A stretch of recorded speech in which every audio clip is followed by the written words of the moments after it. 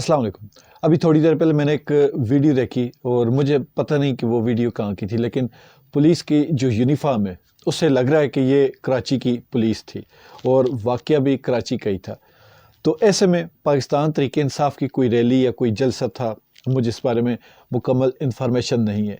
تو اس ریلی کے اوپر پولیس نے دعویٰ بول دیا اور پولیس نے جس طرح مار کٹائی کی، میں سمجھتا ہوں کہ ایسے کوئی جانوروں کو بھی نہیں مارتا، ایسے کوئی بڑے بڑے دہشت گردوں کو بھی نہیں مارتا۔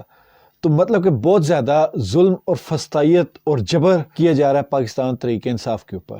اس کی مثال پاکستان میں آمریت کے دور میں بھی نہیں ملتی۔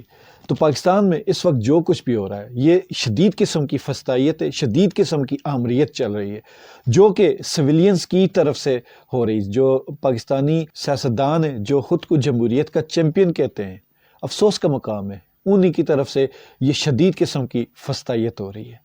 جنہوں نے ہمیشہ پاک فوج کے خلاف نعرے بازی کی، جنہوں نے ہمیشہ پاکستان فوج کو، پاکستان آرمی کو بدنام کیا اور ہمیشہ ان کے خلاف یہ الزامات لگائے کہ وہ اس ملک میں جمہوریت کو پلنے نہیں دیتے، وہ اس ملک میں جمہوریت کے سب سے بڑے دشمن ہیں، اور آج جب ان کے ہاتھ میں باغ دوڑ آئی تو وہ یہ ثابت کر چکے ہیں کہ اصل میں جمہوریت کے سب سے بڑے دشمن وہ خود تھے۔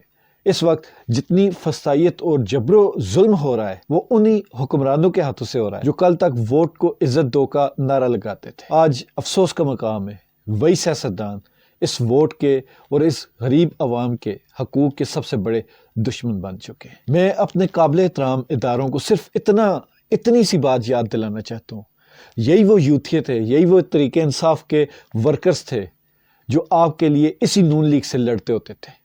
آج وہی ورکر جو آپ کے کبھی سہارا تھے، آپ کے دفاعی لائن تھے، فرنٹ فٹ پر آپ کے لیے لڑتے تھے، آج انہی کو آپ اسی طرح سر عام لوگوں سے پٹوا رہے ہیں، اور پٹوا بھی کن لوگوں سے رہے ہیں؟